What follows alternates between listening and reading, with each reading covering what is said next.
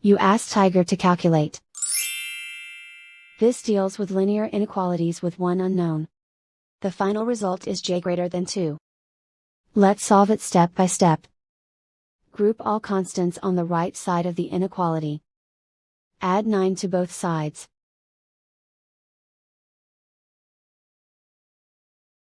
Simplify the arithmetic.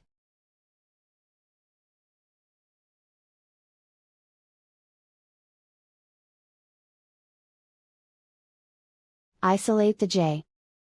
Divide both sides by 4.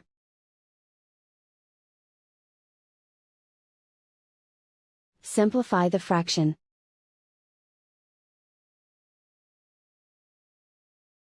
Find the greatest common factor of the numerator and denominator.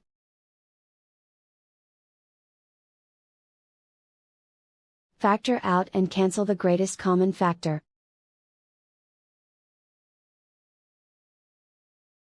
Plot the solution on a coordinate grid.